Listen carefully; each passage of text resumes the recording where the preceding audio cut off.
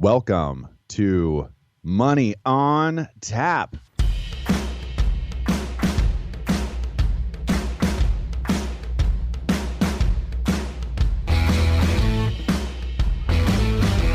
Money on Tap, your personal finance headquarters, where we bring out the professionals' experience and some fun in what we call three-dimensional investing, utilizing insurance, brokerage, and fee-based planning.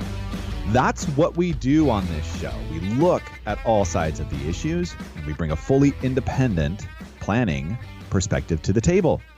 Welcome back. You're listening to Money on Tap. You can reach us at 855-226-8551 or info@yourmoneyontap.com. My name is Seth Krussman, here with Dan Mickelin and Ben Brayshaw. How are you gentlemen doing today? Seth, I'm doing really, really well. I'm excited for the show. This is one of those seasonal, annual, just kind of gotta have it topics that everyone should be prepared to review. I know we're not quite into year end here, but time is moving along, and this is one of those ones where I think anybody listening can find a way to save a buck over the course of this show. So let's all take that chance. Let's do it. Yeah, no, I'm really excited. I think I'm really glad that we're doing this show. Kind of like having a full last quarter to the year and talking about taxes and what to do about mitigating your taxes and reducing your taxes. This is something, we tend to do a little bit later in the year, but with all the things going on, businesses have done really well this year. And, not knowing what the future holds and, the election and everything else, people want to keep as much money as they possibly can. And this is the year to probably take care of a number of things that might really change what you do and, allow you to really, ride out this year with more profits. Yeah, we really do get a unique window in doing the show that we're doing today with you guys, where we're talking about small businesses and big savings and getting your taxes right. How often do we talk with the people here at Brayshaw Financial Group that are preparing the taxes for our clients and working through those scenarios in planning and saying right now is when you want to have the conversation with your tax preparers and start having those, this year, 5-year, what does that look like for you? And what are the opportunities now? Because some of those very well can be going away if you're not prepared and you're not taking advantage of that. And inside small business, there's, fewer entities, there's, how do you say that? It's one of the few entities that you really get so many opportunities inside of the tax code to make a difference one way or the other. So if you are joining us in the podcast world, please subscribe, leave us 5 stars, 1 star, whatever you got out there is good with us. Just subscribe to the show, leave us a comment, and with that, let us know at info@yourmoneyontap.com because we want to send you out some Money on Tap gear. If you are also in the planning world or looking to work with financial planners and advisors, that's what we do at Brayshaw Financial Group here. Ben, Dan, and myself love that so many of our clients do come to us from Money on Tap, have heard us on the radio, have heard us in podcasts, and said, look, that's what we need to do. We want to have healthy conversations around our finances. We want to be successful in our investing.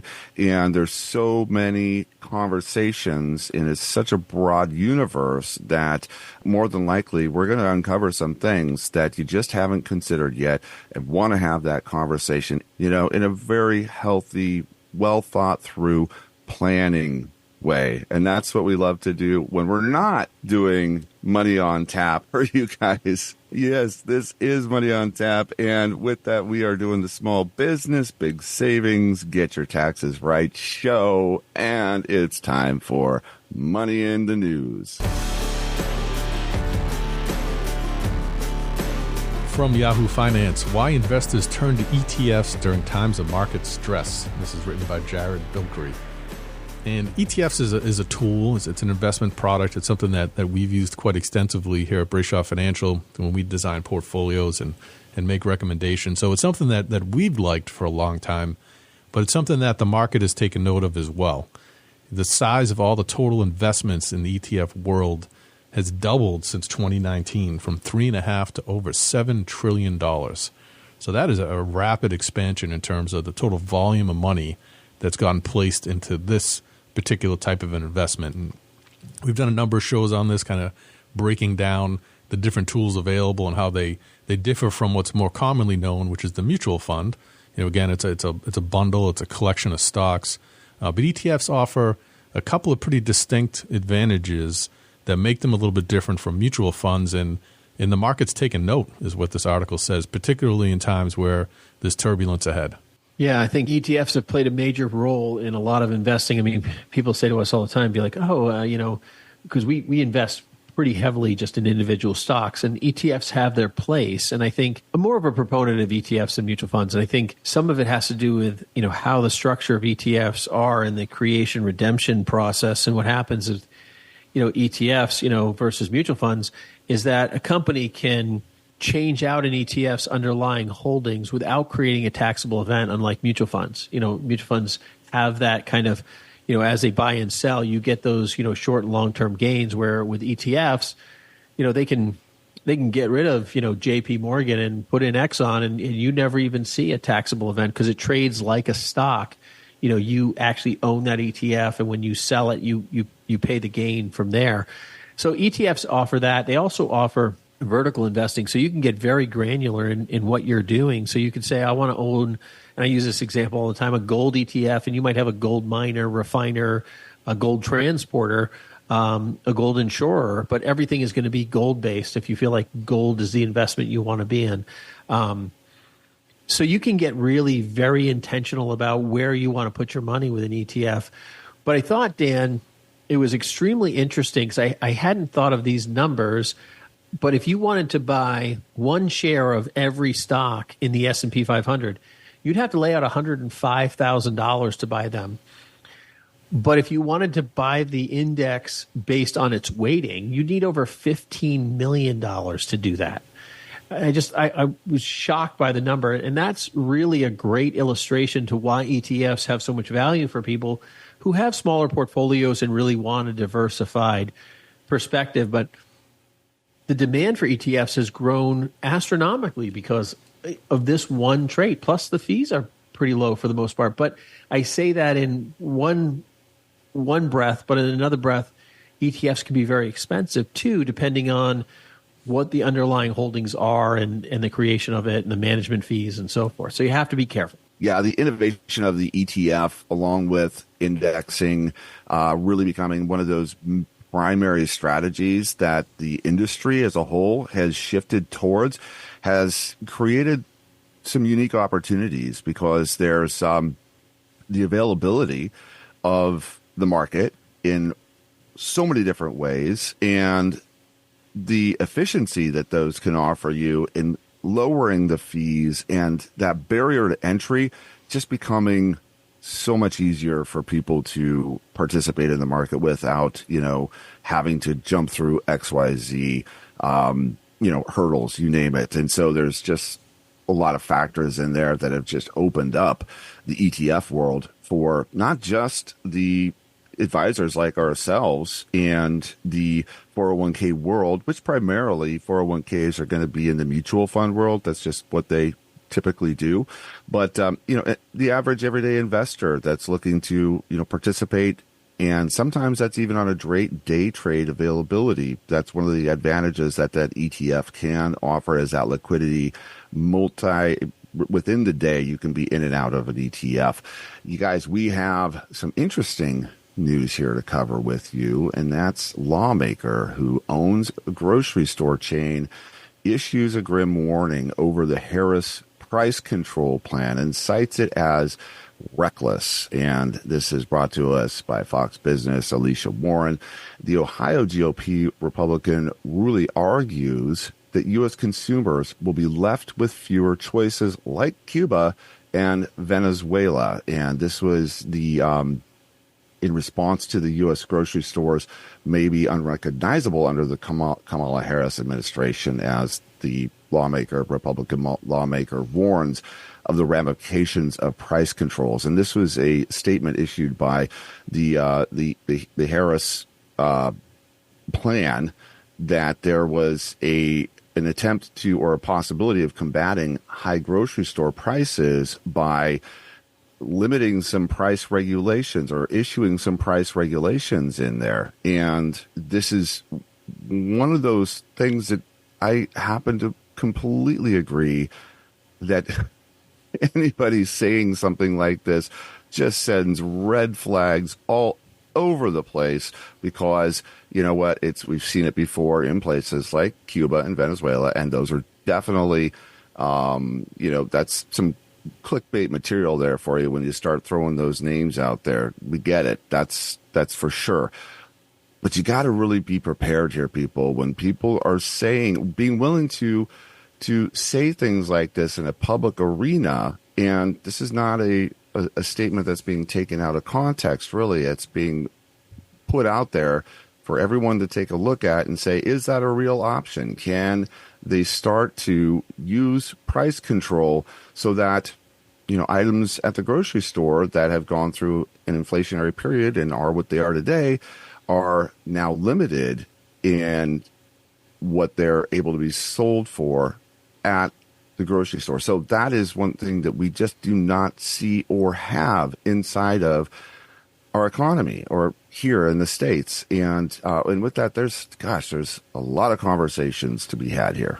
Price controls are a very scary thing. I mean, we've used them. I think it was Roosevelt had tried them. Nixon tried them historically in the U.S., and they were complete failures. And not knowing your history is really a problem. This is concerning in a number of ways. I think it's interesting, I guess, the Ohio representative, Michael Ruley, is, the one pushing back on this. His family owned a small grocery store. Price controls where the article points out, if you limit the price of detergent, you have the ability to say, all right, well, that's $5. And a few years later, it's now cost $6 to make. The grocery store is literally going to lose money. They don't have the negotiating power that the Walmarts and the big box store chains have. And, that just literally puts these companies out of business. They're losing money selling stuff. And, just on the pure cost, this is a crisis problem ready to go. And a lot of people, whether you're Democrats or Republicans, you want to save these small stores. I mean, they're valuable to have on a lot of levels, where these box stores, they just have so much power and so much ability to control things that honestly, if they put the mom and pops out of business, then, we don't really have choices. All you're doing is going to the box store.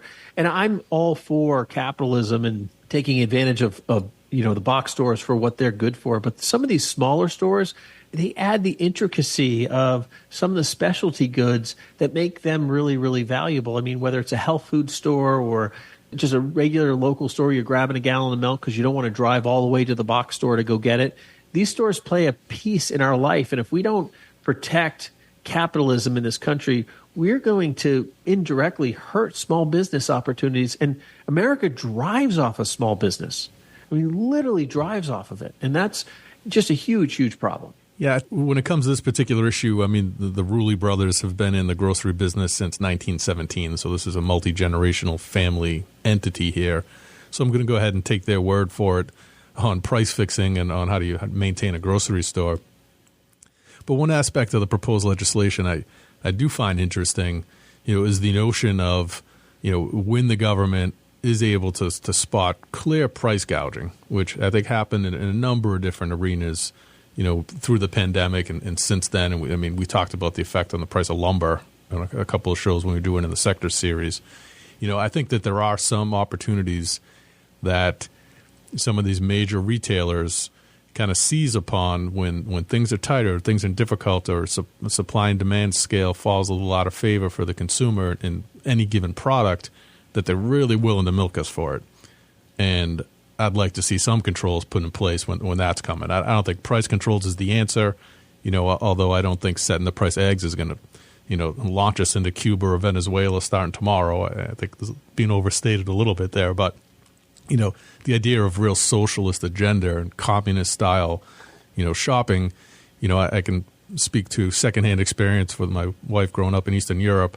The stores were empty and there was nothing to choose from. And it's a horrible situation. So I'd go ahead and believe we don't need to go there. But, when there's been clear price gouging, I got no problem with those companies getting fined to the hilt. But nobody has any problem with, price incentivizing either, though, Dan. It's like, you go to the store because, I was talking to a guy who works for Pepsi, and, we were chatting with him, and it was about a small group thing, and he was offering to bring some Pepsi, and he went to Hannaford to buy it. And I thought that was interesting. I said, "Why'd you go to Hannaford?" He goes, "Well, they have a deal. I can buy it cheaper there than I can buy it from Pepsi directly, because Hannaford literally advertises a lower price just to bring people in the store." Sure. So they lose money on some stuff and they make money on others. And I think, you're just not going to shop there if they're gouging. I think you're talking more about, industry wide gouging. Just because one store is charging a massive amount of money for, some random thing like eggs. If eggs are too expensive there, my wife shops at 3 different stores for different things because they're cheaper at different places. So I'm not really too concerned. I mean, when I think of what you're talking about, I think of every lumber company out there charging a ridiculous amount for lumber, and they're all taking advantage of it. And there's very little we can do, across the board. And then on top of it, you had Canada just holding the lumber. And they weren't. They just were like, we're not producing more lumber, so we're not getting rid of our lumber. I mean, there were pictures during the pandemic of lumber just sitting at these mills, not even moving, yet the demand was so astronomically high because they're like, you know what? We're going to hold on to this for a while. So I don't know. I mean, it's kind of like you get to choose what you're going to spend your money on. No one's forcing us to do it. And if the price gouging is going on and it's just one store, that's going to put them out of business themselves. That's just my thought on that. I think, the eggs and all that stuff and the bird flu and all the stuff that caused some of that stuff, I get that. But that's why we have food stamps, right? I mean, we have government assistance for it. So, if we start providing government assistance across the board, I get concerned because that is the first path down that, and history tells us this has not been a successful road. So this concerns me on a lot of levels, politically, personally, and capitalistically. This is just a massive red flag. That's just where kind of my land on it is. That's why we had gas lines, those types of things. Yeah, there's definitely some protection set in place. You can't price fix, right? You just can't do that. That's basically where Johnson & Johnson and whoever else is out there producing a product would say, this is what we're going to target and set across the board. That's the price. Everybody's going to pay it. And, they build in whatever their margin is after that. This is a free market. This is a competitive environment. The reason why we have prices where they're at today is because of inflation. And the reason we have inflation is because of we're printing money. And so, you know what? If you really want to start to fix some of this stuff, start to propose a plan and start to put some things in action that starts to solve there, not going and saying to the end user and that, the people that are making those products and services available, you cannot have margin there. You cannot be profitable there, because guess what? That will go away. Seth, you're like dead on. And I look at this stuff and I say, okay, well, Obama was president for 8 years.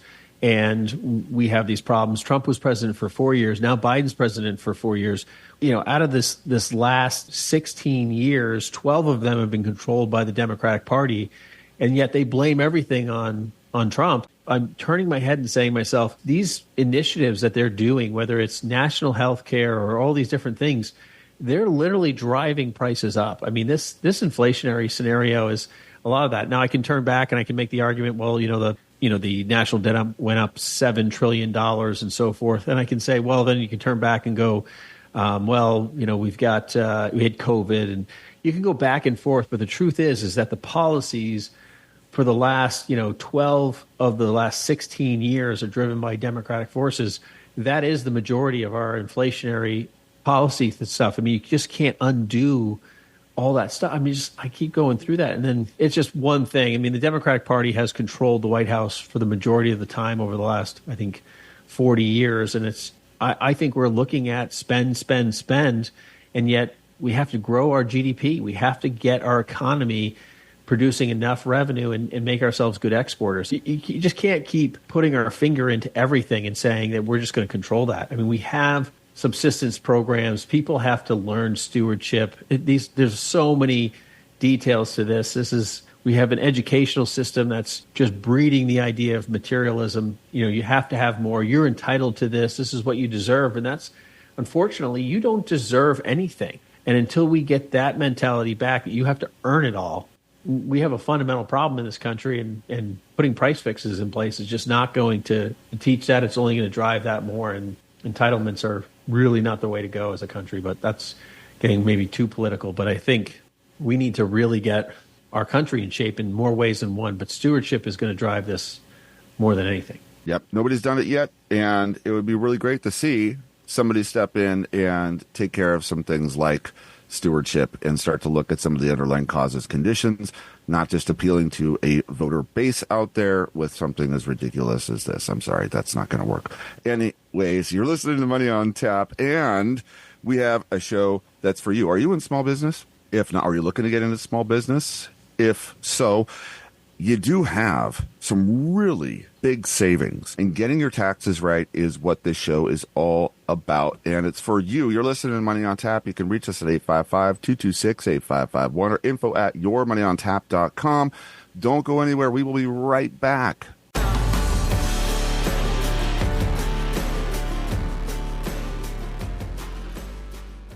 Are you looking for professional guidance to kickstart your investing journey?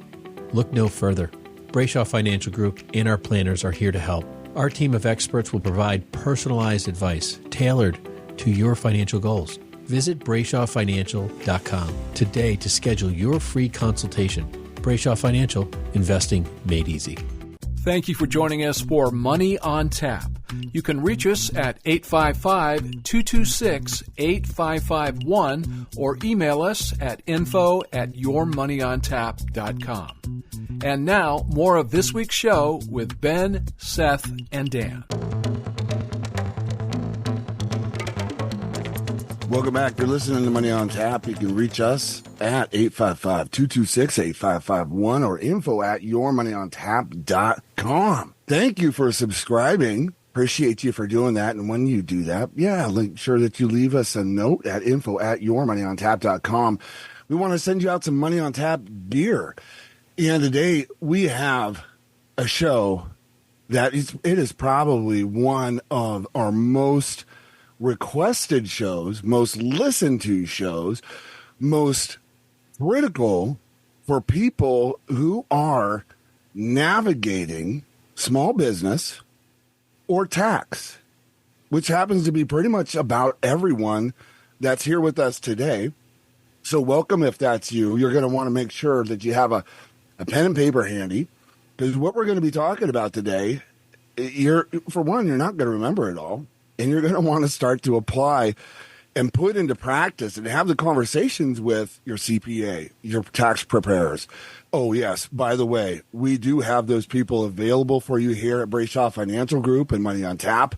Why wouldn't we, when we're talking about doing this stuff every single day? It's just that critical that we've made sure that the people are in place here for you at Brayshaw Financial Group to put your plan in action and start saving some money and start putting the money into the smartest places you possibly can so you can be successful in your investing. We're talking about small business savings and getting your taxes right. You guys, let's do this. Yeah, I think this is probably when we ever talk about taxes, the listenership goes way up, and it's obviously because there's so many questions out there, and we offer help over and over and over again, sitting down with people who own small businesses that are just like you, trying to figure out the day-to-day. Meanwhile, they're just trying to keep the business going, running, make payroll, all those different things, and saying, man, if I could just figure out how to save just a little bit more money with taxes, if I could just figure out what it is that everyone else is doing that is making taxes more reasonable. We talk about taxes in a lot of different ways. One of them that I think people really need to understand is that there's always multiple roads to travel when it comes to taxes. You can choose some of these roads, and everyone knows that, but they don't know how to find the road to get on. They don't know how to go to the MapQuest. If you guys remember MapQuest, you print out the instructions and you figure out how to get your way there. That was the method long before Google Maps existed on your phone. And people don't know where to go. They don't know what website to type in, and that website's brayshawfinancial.com. This is what we do, is we help people mitigate taxes on a daily basis. This is one of the major focal points to wealth management, is managing your taxes, because that is the unfun partner in your business, right? That is the partner that doesn't come to work every day, doesn't make phone calls or send out emails. They don't help you fill, sales orders, and yet they take a large portion of your profits every day. And they're there when you make money, and you know what? They're there when you lose money, and they take their share. And when you go out of business, they take their share. I mean, this is one of those partners that you need to figure out what payroll cycle they really should be on, and that's mitigating your taxes. That's engaging the MapQuest of the tax code, because there are numerous ways to do your taxes. That's why the tax code is an interpretation, right? I mean, that's why there's court cases and private letter rulings that determine whether you're taking a road that is not a class 6 road or untravelable. Like you can find out what is acceptable, what's not. There's no hard and fast line other than, you have to pay when you put your information in the way you put it in, that it's the correct amount. Like that's your only obligation. Yeah, taxes is somewhere between science and art, right? Finding the right professional who can see things the way you want them to be seen, and kind of massage the numbers in a way that produces a good outcome for you is really important. So, finding that right professional help for anybody in small business is really important. And it starts at the very beginning when you make that decision to structure your company a given way, whether you'll be a sole proprietor or a partnership, whether you're going to incorporate or open an LLC, is it an S corp, is it a C corp? All those decisions affect how money will flow, through the front door of your business, and ultimately, which portion of that gets broken off for taxes, and which part is a take home for you. So those are critical decisions early in the stages of starting a business. Yeah, and in the early stages of starting a business, most people start their business at their house, right? I mean, whether it's their garage, their small office, whatever it is, they're working out of your truck. There's this initial phase to your business, and if you're a listener today that's in that initial phase, the first part of what we're going to talk about is the home office deductions, the general business expenses in that space. And I think one of the things about the home office deduction is a lot of people, whether you have a current business that has an established storefront or not, most people do work from their house. I mean, you pull out the laptop, you lay it on the kitchen table, you have an office in your bedroom, you've created an office in the basement, you've got storage for files, whatever that is, those things drive a deduction. And those deductions are things that the IRS will not tax you on. So there's two things. And the first thing, we've talked about the standardized deduction. We all get like $28,000 to deduct. And you only get to deduct more than that if your written deductions, your line item deductions, are higher than $28,000. So you get the higher of the two. You don't get a combination of the two. You don't get some sort of cross-reference. So I'm talking about married filing jointly. So if you're single, it's half of that as a standardized deduction. And so you have to go well over that number. And that includes, all of your Schedule C or your write-offs for your business. It also includes, your healthcare deductions, health insurance, and, charitable deductions. You add all these things together and they become your number. And if you're over 28,000, that's where you start really, digging into what the IRS will tax you on. And the home office deductions, a lot of people, they look at the square footage of their house and you take, the square footage of your office space that you have dedicated for this zone, for your running your business. Now, even if you have a storefront, you may still have a home office deduction that you can to utilize. But the one thing that's missed is that percentage of your home that is used for your home office deduction is also something you percentage-wise you can use towards all the things that are used to maintain your home. So you have to heat that office. So that percentage would also be attributed to heat or electricity or all of these other things. Now, it takes some time and effort to do that, but if you're going over 28,000, these things just keep piling on top, one by one by one. And if you're in New England, heat can be a large expense, and it's something nice to be able to attribute. Cell phones. It's like, hey, you're running your business, and your wife works with you, and she helps you here and there and stuff like that. Well, you need a phone for her, and it's a flat rate for the phone. So, some people go a little aggressive and just deduct the whole thing. I mean, statistically, percentages are supposed to carry across the board, but whether you need a phone for one phone call or 1,000 phone calls, and you happen to use it for personal use, and there's no additional expense, I personally see this as a totally reasonable full deduction item. And I think a lot of people don't really attribute that, even though I'm not paying my wife or my spouse to help me in my business, they do help you every day. They consult with you. They talk with you. You may not give them a salary, but that may be a benefit that you utilize to provide with them. So a lot of people question those spaces, but I got to be honest with you. My wife is literally an all-in partner in my company, and how I work every day, and how I interact with you guys, with my staff, with all the different pieces that are going on. I seek her wisdom and discernment on a regular basis, because she's very, very helpful in addressing some of the empathy areas that as a numbers guy is not my number one strength. And I apologize to both of you guys where I'm not empathetic. And those, what are you laughing about, Dan? What are you laughing about? Oh, plenty of empathy over here. I'm swimming in it daily, so I'm good with that. But yeah, our spouses and families do help out quite a bit, and where you can find a consideration for them inside of the tax code, it's well worth doing. Take advantage of every opportunity you can.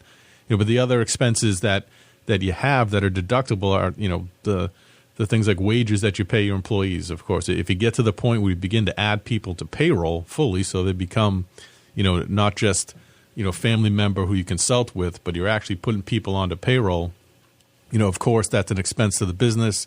You can deduct it against the revenue the business generates. There is other, tax considerations, depending upon how they're paid. Is it W-2? Is it 1099? All the FICA deductions and things like that come with officially opening payroll are other heavy considerations to make, and a considerable expense to a business, but it is a deductible expense, which helps, of course, when you enter into that critical growth phase and really begin to multiply the people that are working for you or within the business. So obviously those are key expenses that everyone knows to deduct. But if you take on, you reach the level where you're purchasing equipment, dependent upon what the business is, a lot of businesses require specialized tools, things you need to simply get the job done. These are also deductions to you.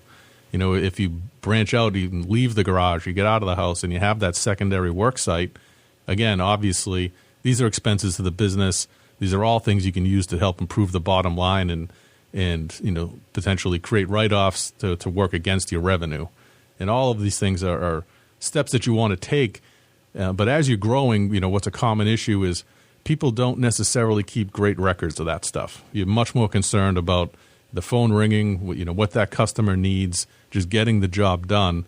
And there's a lot of stuff that ends up being an expense that you simply just taking care of, forget about, don't properly track, in the mindset of just doing the job and getting it done. But the point here being is there is a lot of software out there. There's a lot of technological tools that are easily found, easy to use, and will help you just be a better record keeper while you're busy doing the actual work. Great content, you guys. A couple of things that I have highlighted here are, and I know you probably brushed over these, but it's the travel expenses, and it's also your continuing education expenses. And that can be a fairly broad category, because you as an entrepreneur, as a business owner, what are you doing to feed yourself? Something, I hope. You need to. I mean, shoot, you can go ahead and send us a check and call that good for the year if that's what you. No, actually, don't do that because that's not compliance. No, that's not what we're saying. But you do have seminars, you do have travel, you have expenses around that investment inside of yourself, and it's one that gets kind of, I think, overlooked or questioned, not necessarily by the IRS, but I think by business owners really trying to do the right thing and trying to say, hey, is that really adding the value into the business the way it would be perceived? And I just want to open that up to at least have the conversation. It's usually one of those decisions that as you're having a conversation with your bookkeeping and your CPA, they will leave it up to you. But if it's not something you're doing too, I just want to encourage you to make sure that you're investing in yourself and continuing that education, because it's hard, right? It is one of those things to put ourselves first. It's hard to pay ourselves first, but it's one of the principles that we need to hold fast to if we're going to continue to grow. So with that, absolutely include that inside of your basics and inside of your deductions here. You guys, we got to take a quick break. And while we're at it, thank you for subscribing. Please, drop us a line at info@yourmoneyontap.com because we want to send you out some Money on Tap gear. And with that, we're going to come back with some updates for you and what you need to know. You're listening to Money on Tap. Don't go anywhere. We'll be right back. Hey everyone, Dan Mickelon here with Brayshaw Financial. Looking for a hassle-free way to invest? Look no further than Brayshaw Financial Group. With Brayshaw Financial Group, you can start investing with as little as $100. Enjoy a user-friendly platform with a diverse range of investment options. Visit Brayshaw Financial Group and start your investment journey today. Brayshaw Financial Group, investing made easy. We appreciate you listening to Money on Tap with Ben, Seth, and Dan. You can contact us at 855-226-8551 or email us at info@yourmoneyontap.com. And now, more of this week's program.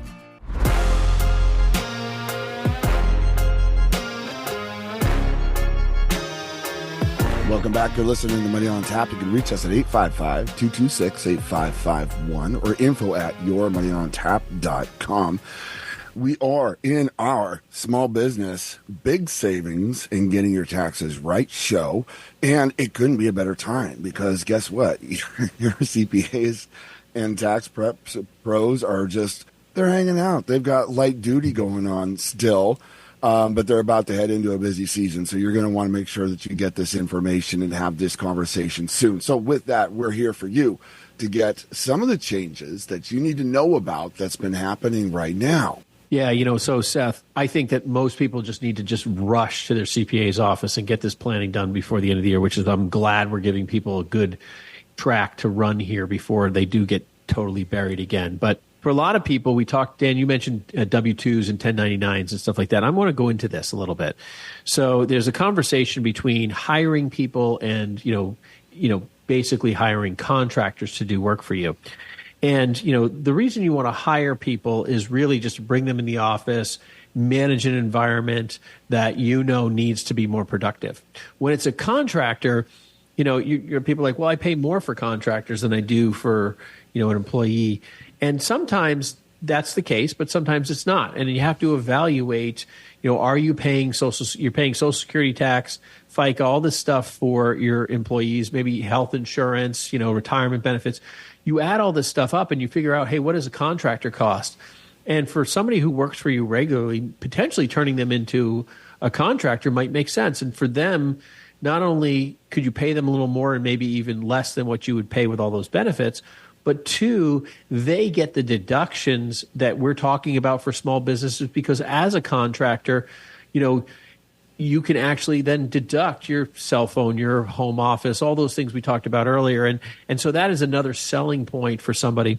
The second thing is that you may just be a subcontractor. It might be that you're, kind of moonlighting out there and so forth. All of these, self-employed deductions apply for you as well. And it's important to go back to that standardized deduction piece we talked about earlier to make sure you're going over that, because if you're not going over that, then we have conversations that allow you to manipulate that scenario in a way that's more healthy. I just talked to somebody the other day, and they're right around that $28,000, and and they give to the church, they do this, they do that, and I told them, I said, we could do something like a donor advised fund, which is a charitable giving strategy, and ramp up 1 year so you're way over the 28, and then the other years you'd be way under, and your overall deductions become significantly better over the course of a period of time, 3 or 5 years. And charitable giving plays a lot into the role of people, and we've talked about that on the show a bunch of times, but there are so many strategies in the charitable giving arena that could actually make you potentially wealthier just by the giving initiatives that you're already potentially implementing or want to implement that could really offset your tax burden in a way that now the government's giving to the charity almost in sense. There's a couple other things we want to talk about for the tax deduction space and ramping up against those standardized deductions. And that's the Section 179 deductions. That's where you can write off equipment. There was a reform to the Tax Cut and Job Act that took the 179 deduction from $500,000 up to $1 million, and it also then sunsets somewhere around $2.5 million. So there's a lot of equipment, trucks.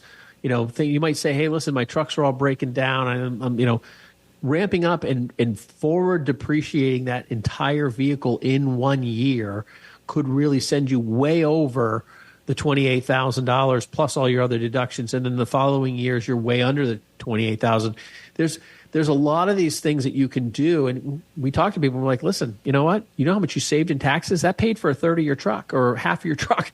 I mean, it's really can be a pretty significant savings, and these Section 179 deductions are really pivotal. I was talking to one small business owner. He was looking at his taxable situation, and he said, I got all these old trucks. I just said, I'm going to have trucks, and I'm going to replace one every 5 years. I'm going to start buying one each year just to maximize my Section 179 and keep because he was having trucks break down. He's fixing this. He's like, I really realized that the amount of downtime I had just wasn't worth it, and the tax deduction actually offset the cost of these trucks pretty significantly.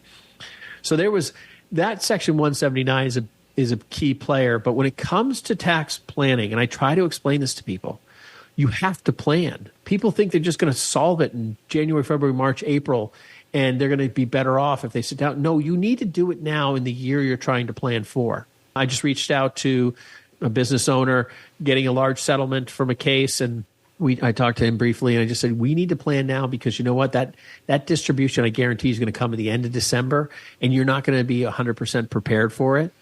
And guess what? You're going to pay unnecessary taxes for no reason. We need to start planning now. There's always this push off. I'll deal with it when the money arrives. That is not the best plan. Even if you have, there's another tax code. When people's businesses grow and they have a landscaping business, they need a bigger building. It keeps growing and growing and growing, and they don't want to sell the building because they have so much gain. Well, there's another tax code, a 1031 exchange, which allows you to sell your current building and move to another building and not pay taxes. It allows your business to grow. And those are things that can do it. But you've got to plan before you do that, because you receive those funds, all of a sudden you got a bigger problem. And that's something you can speak to a real estate professional about. We can help you. We can have a quick conversation about it too. There's other options around that. But all of these things have strategies that require forward thinking, forward planning to get yourself to the next step. Even research and development credits have been carried forward to allow you to depreciate those upfront all in 1 year. That was another benefit. That goes all the way to 2025. So if you're looking and you're a small business owner or medium, mid-large business looking to do R&D development, you may strategize to do that this year and next year and pour those expenses in. The other thing about expenses, there's income. I want people to listen really carefully because this has been a very strong year for a lot of businesses. You might have people getting ready to pay you and you trust that they're going to pay you, but you may push that income into next year knowing that maybe next year's not as successful as this previous year. And maybe pushing some income out to the January 1st deadline may be a better strategy for you to kind of streamline your income, even your income out, and ultimately, we're only a few months away from the end of the year. I mean, you're a big contractor, you got a big job, be like, listen, I take some money to make my payroll, but would you hold the check till January 1st? And for some people, they're willing to do that. They maybe haven't had a great year, and they're like, you know what? Doesn't matter if I have this expense.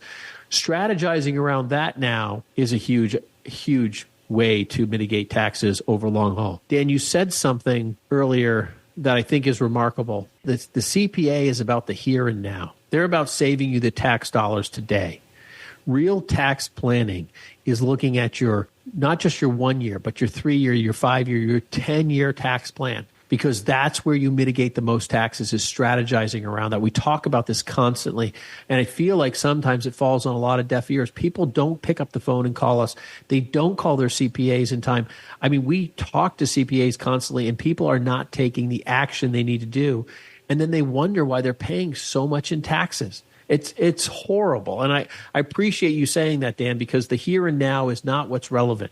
It's about what it is over the course of time, and that you are mitigating and reducing your taxes as much as possible. If you haven't decided to pick up the phone to call us, realize that we're warning you today that you need to call somebody. But our number, 855-226-8551, ring it, call it, ask your questions. Find out if you're doing everything correctly. It's probably 30 minutes to an hour of your life to find out if you have a big red flag staring you in the face that's going to save you more money than you make per hour for the next 5 or 10 years. And that hour, if it's wasted, so be it. You checked a box and you feel better about that. So much good stuff inside of that. We got to take a quick break. You can reach us at 855-226-8551 or info@yourmoneyontap.com. You're listening to Money on Tap. We'll be right back. Hey guys, Seth Krussman with Brayshaw Financial Group. Are you ready to take control of your financial future? Look no further than Brayshaw Financial Group. Our team of experienced advisors is dedicated to helping beginners like you build wealth through smart investing strategies. Visit BrayshawFinancial.com today and start your journey towards financial independence. Brayshaw Financial Group, your partner in wealth creation. You can reach us at 855-226-8551 or email us at info@yourmoneyontap.com. And now, more Money on Tap with Ben, Seth, and Dan.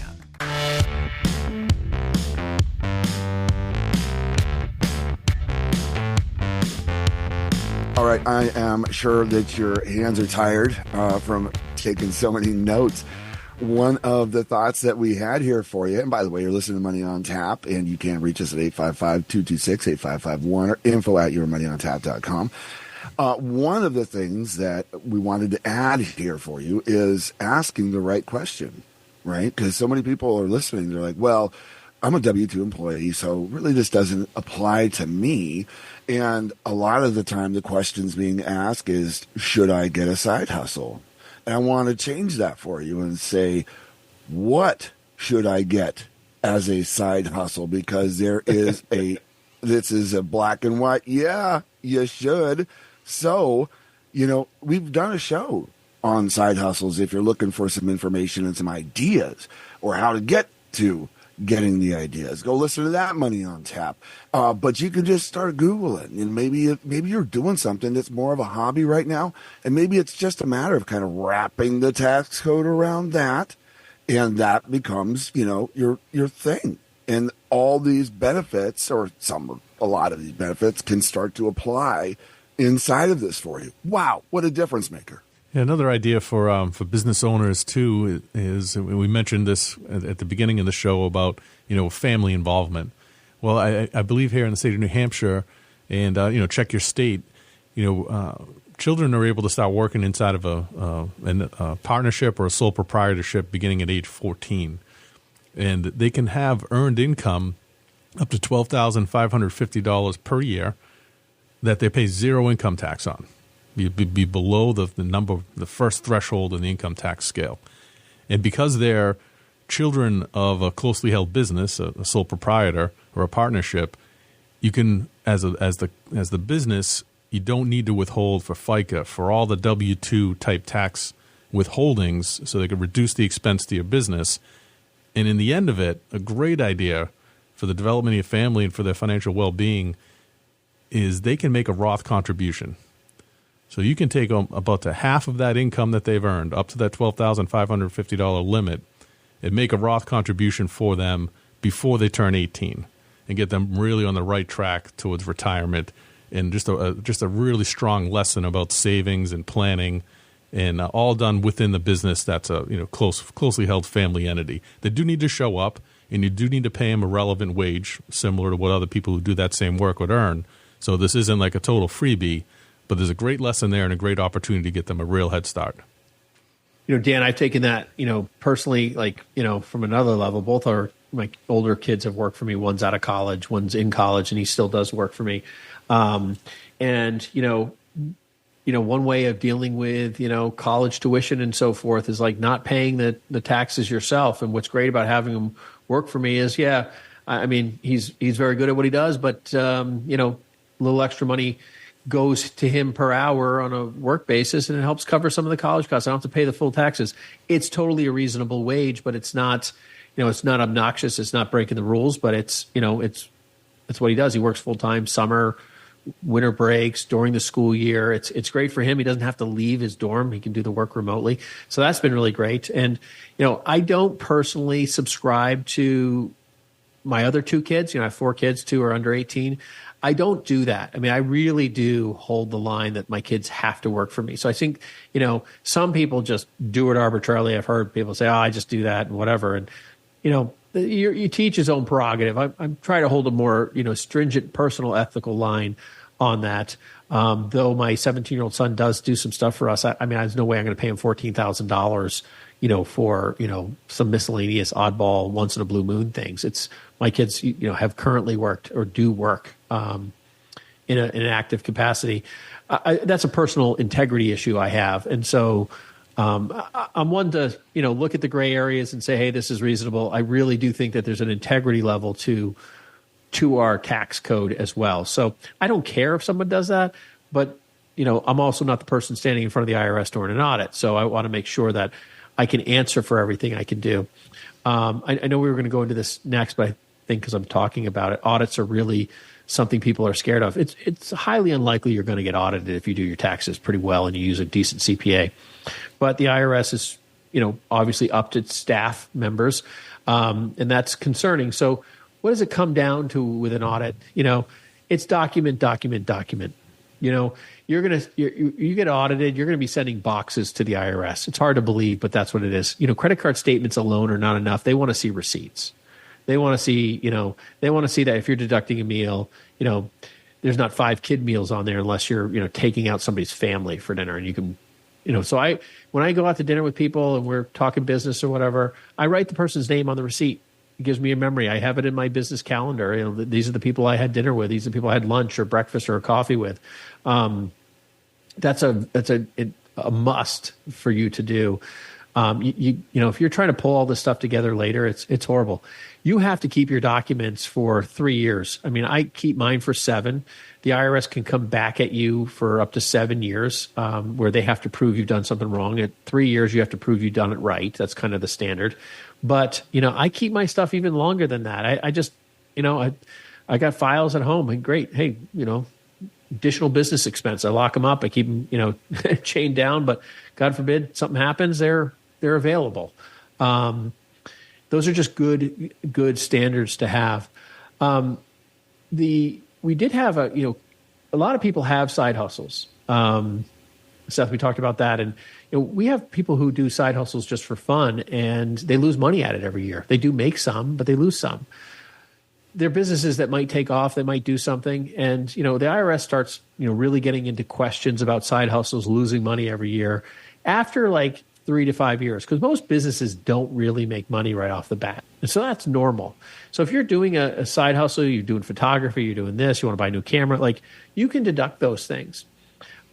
Just make sure you're declaring some of the income too. It might be an offset, but you might have a loss, and that's going to potentially help. Again, you have to go over those standardized deduction piece to make that relevant. But don't ignore the opportunities that are in front of you. Some of the greatest businesses have started off as side hustles and have made people millions. And then all of a sudden they're trying to track hey, well, I had these expenses I never declared and I never did this. It's no, do them now. Carry forward the losses if you need to. You guys, This has been a great show. Again, thank you for joining us at Money on Tap. You can reach us at 855-226-8551 or info@yourmoneyontap.com. You know, one of the great quotes from Ben Franklin is, if you fail to plan, you are planning to fail. And I want to just say to you today, listening, good for you. Right now, you are engaging in the planning part, and you're picking it up and you're moving it forward. Whatever that is, wherever you're at, continue to learn and grow and be successful in your investing. Continue to plan and be successful. We will be back next week.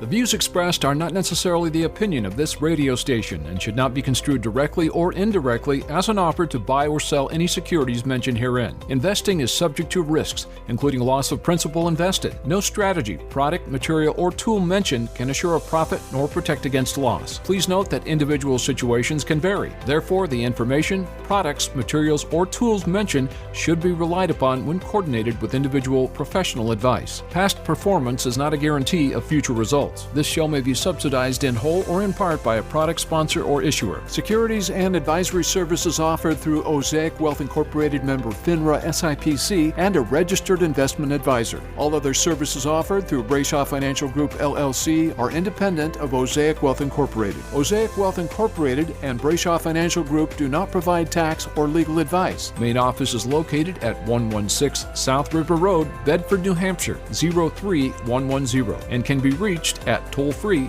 855-226-8551. Well, bye.